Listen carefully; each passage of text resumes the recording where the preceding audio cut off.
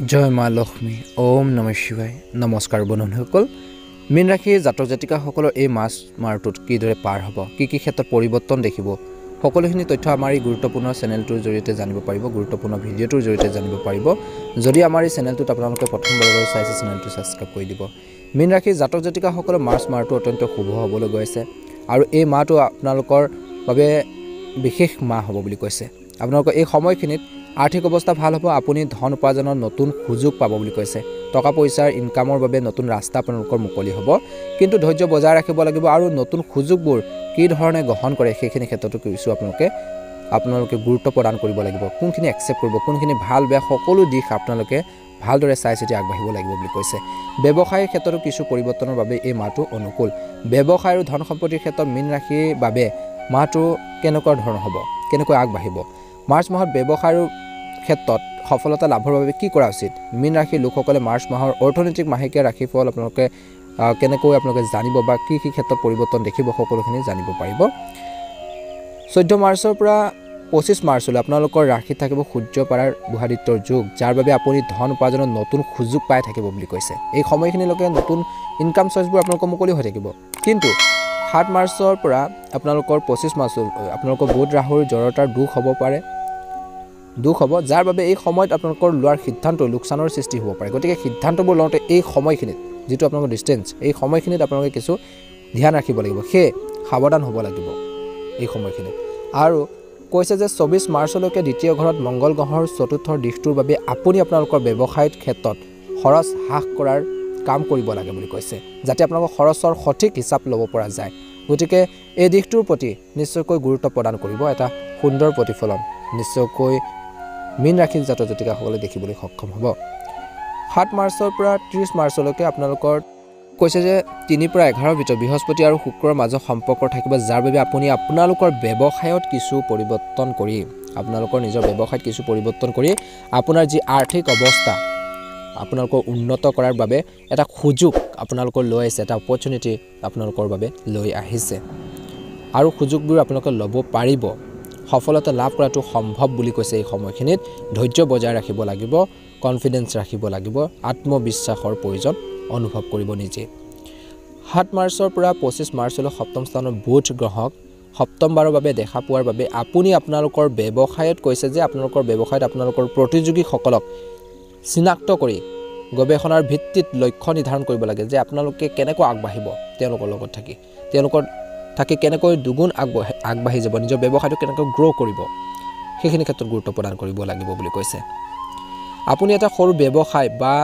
আপোনালোকে সেইখিনি কোম্পানী চলাব পাৰে এটা বা সুযোগ আপোনালোকৰ লৈ আছে বা ষ্টাৰ্ট কৰিব পাৰে আপুনি এটা ডাঙৰ কোম্পানীৰ পৰা আপোনালোকে ধন পাব পাৰে বুলি কৈছে মীন ৰাশিৰ লোকসকলৰ তেওঁলোকৰ প্ৰতীকে হৈছে মাছৰ দৰে শান্ত অতি কোমল আৰু দয়ালু সেইবাবে আপোনালোকৰ এই দয়ালু বা কোমলতা কিছু ব্যক্তিয়ে সুযোগ ল'ব পাৰে বুলি কৈছে গতিকে ধ্যান ৰাখিব লাগিব অৰ্থাৎ আপোনালোক কিছু স্বভাৱ অতি সহানুভূতিশীল এই কাৰণে বহুতে ভালো পায় বুলি কৈছে এই ৰাশি লোকসকল অৰ্থাৎ আপোনালোকৰ আদৰ্শবাদী পৃথিৱীত জীয়াই থাকি ভাল পায় বহুত বেছি কল্পনা আৰু তথ্যৰ মাজত পাৰ্থক্য ৰখাটো কঠিন হৈ পৰে বুলি কৈছে আপোনালোকৰ প্ৰভুই হৈছে বৃহস্পতি আদৰণীয় হৈছে বিষ্ণু নাৰায়ণ আৰু ভাগ্যৰ ৰং হ'ব এই সময়খিনিত আপোনালোকৰ হালধীয়া আৰু ৰাশি অনুকূল অনুসৰি বৃহস্পতি সোমবাৰ আৰু মঙ্গলবাৰ কেৰিয়াৰ ব্যৱসায়িক দৃষ্টিকোণৰ পৰাও আপোনালোকৰ কৈছে যেহেতু সাধাৰণতে ফলপ্ৰসূ হ'ব দ্বাদশ স্থানত খনিৰ প্ৰভাৱৰ বাবে আপোনালোকৰ কাম সম্পূৰ্ণ কৰাৰ ক্ষেত্ৰত কিছু অসুবিধাও হ'ব পাৰে বুলি কৈছে ধৈৰ্য বজাই ৰাখিব লাগে যিকোনো কাম কৰোঁতে আপোনালোকে খৰখেদাকৈ কৰিব নালাগে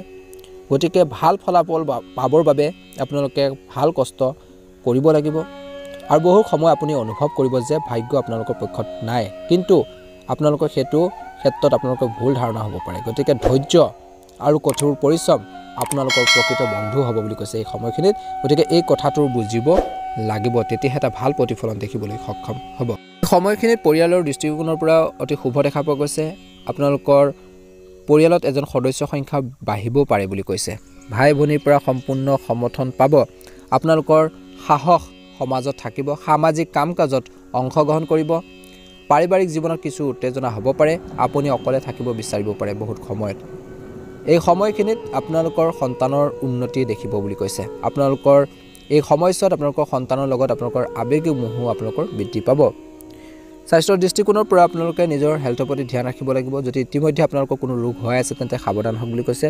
সুষম খাদ্য খোৱাৰ লগতে দৈনন্দিন কাম কাজতো আপোনালোকে অনুশাসিত কৰি ৰাখক। ৰাতিপুৱা ব্যায়াম আৰু যোগাসন কৰিবলৈ নাপাহৰিব, তেতিয়া এটা ভাল প্ৰতিফলন দেখিবলৈ সক্ষম হ'ব। আপোনাক দীৰ্ঘদিন ধৰি যদি অশান্তি দি আছে কোনো ৰোগে, তেনেহ'লে এই সময়খিনি চিকিৎসা আপোনালোকে ল'ব লাগিব। অৰ্থনৈতিক দৃষ্টিকোণৰ পৰা এই সময়খিনি আপোনালোকৰ কৈছে যিহেতু অতি শুভ দেখা পোৱা গৈছে। আপুনি এই সময়খিনিত ধন খৰচ কৰোঁতে সাৱধান হ'ব লাগিব বুলি কৈছে, যাৰ বাবে আপুনি এই সময়খিনি আধ্যাত্মিক সুখৰ অনুভৱ কৰিব। আৰ্থিক দৃষ্টিকোণৰ পৰা কৈছে যিহেতু অতি শুভ দেখা পোৱা গৈছে। পৰীক্ষা আৰু প্ৰতিযোগিতাৰ বাবে এই সময়খিনি আপোনালোকৰ অতি শুভ হয় আৰু প্ৰতিযোগিতামূলক পৰীক্ষাত আপুনি সফল হ'ব পাৰে বুলি কৈছে। কিছুমান অভিজ্ঞ লোকক লগ পাই আপুনি আপোনালোকৰ কৰ্মশৈলী উন্নত সাধন কৰিব।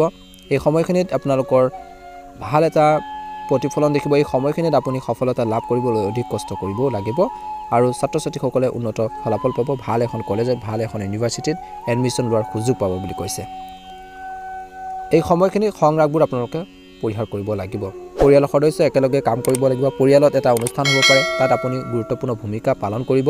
আপোনালোকৰ সন্মান বৃদ্ধি পাব আৰু আপোনালোকে এই সময়খিনিত ধৈৰ্য বজাই ৰাখিব লাগিব আৰু আপোনালোকৰ ঘৰৰ ফেমিলি বা আপোনালোকৰ পৰিয়ালৰ ব্যক্তিসকলে আপোনালোকৰ আচৰণৰ শলাগ ল'ব। আপুনি আপোনালোকৰ ওপৰত ইতিবাচক প্ৰভাৱ পেলাব। ওচৰ চুবুৰীয়াৰ লগত সম্পৰ্ক ভাল হ'ব বুলি কৈছে।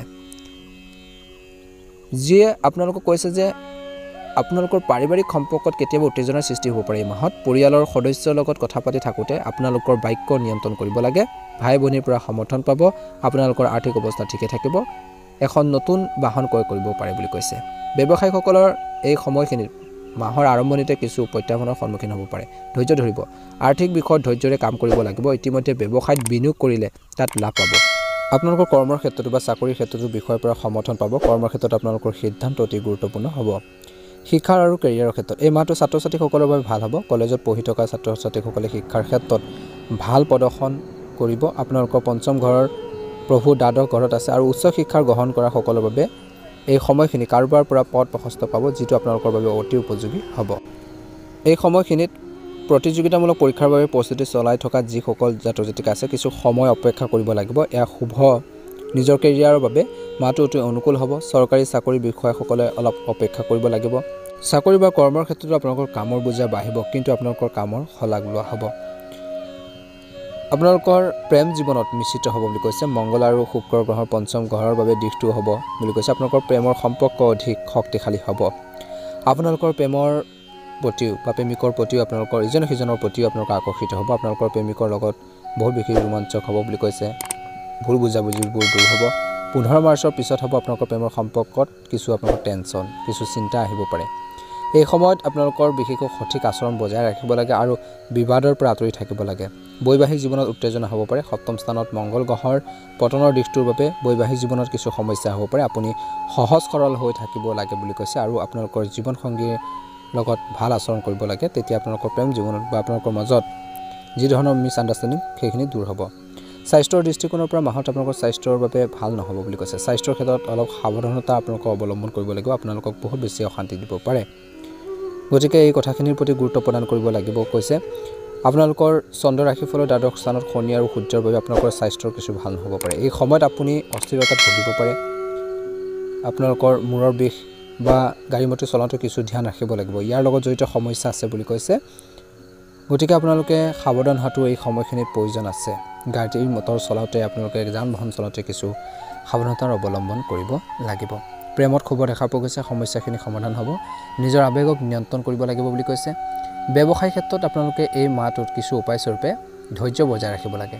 টকা পইচাৰ বিনিয়োগ কৰাৰ ক্ষেত্ৰত আপোনালোকে কিছু সাৱধানতাৰ অৱলম্বন কৰিব আৰু এই মাহটোত বিশেষকৈ কেইটামান কথাৰ প্ৰতি আপোনালোকে গুৰুত্ব প্ৰদান কৰিব। যিবোৰ কামত আপোনালোকৰ অভিজ্ঞতা কম, কিছু জ্ঞান আপোনালোকৰ কম আছে বা আপোনালোকে নেজানে সেই বিষয়বস্তুখিনি, সেইখিনি ক্ষেত্ৰত ধৈৰ্য বজাই ৰাখিব লাগে। তৎক্ষণাত আপোনালোকে কৰিবলৈ গ'লে কিছুমান ক্ষেত্ৰত খেলি মেলিৰ দৰে এটা পৰিৱেশ সৃষ্টি হ'ব পাৰে, গতিকে এই কথাটোৰ প্ৰতি গুৰুত্ব প্ৰদান কৰিব। খৰচ পাতি নিয়ন্ত্ৰণ কৰক। আপোনালোকৰ টকা পইচাৰ যিমান ইনকাম কৰিব তাতকৈ বেছি আপোনালোকৰ খৰচ হ'ব পাৰে এই মাহটোত, গতিকে ধ্যান ৰাখিব লাগিব। ঘৰুৱা পৰিৱেশটো আপোনালোকে ভাল কৰি ৰাখিবলৈ চেষ্টা কৰিব। যিকোনো সিদ্ধান্ত লওঁতে আপোনালোকে সংগ্ৰামবোৰ পৰিহাৰ কৰিব লাগিব। সিদ্ধান্ত গ্ৰহণৰ ক্ষেত্ৰত কিছু আপোনালোকে গুৰুত্ব প্ৰদান কৰিব লাগিব। আপোনালোকৰ বাবে এই মাহটোত ভাগ্য আপোনালোকৰ যি নম্বৰ বুলি ক'বলৈ গৈ আছোঁ সেই নম্বৰটো হৈছে 4 আৰু লাকি ৰং হ'ব আকাশ নীলা। প্ৰতিকাৰ স্বৰূপে প্ৰতি বৃহস্পতিবাৰে ভগৱান বিষ্ণুক পূজা কৰক আৰু গ্ৰাম দালি আপোনালোকে দান কৰক। প্ৰতিদিনে কপালত হালধীয়া চন্দন লগাব পাৰিলে আপোনালোকৰ বাবে এই মাহটো অতি ভাল হ'ব বুলি কৈছে। আপোনালোকৰ এই মাহটো সুন্দৰে পাৰ হওক। মহাদেৱৰ কৃপাত আপোনালোকৰ এই মাহটো সুন্দৰে পাৰ হওক। মা লক্ষ্মীৰ কৃপাত আপোনালোকৰ এই মাহটো ধন ধানে উপচি পৰক তাৰে কামনা কৰিছোঁ। আৰু সদায় নিজৰ ওপৰত বিশ্বাস ৰাখিব আৰু যিখিনি কথা বতৰা ক'লোঁ সেইখিনি ক্ষেত্ৰতো কিছু গুৰুত্ব প্ৰদান কৰিব। নিশ্চয়কৈ এটা সুন্দৰ প্ৰতিফলন দেখিবলৈ সক্ষম হ'ব। যদি আমাৰ এই চেনেলটোত একেবাৰে নতুন হয় চেনেলটো ছাবস্ক্ৰাইব কৰি দিব আৰু ভিডিঅ'টো ভাল লাগিলে লাইক এটা কৰি দিবলৈ নাপাহৰিব। ওম নমঃ শিৱায়।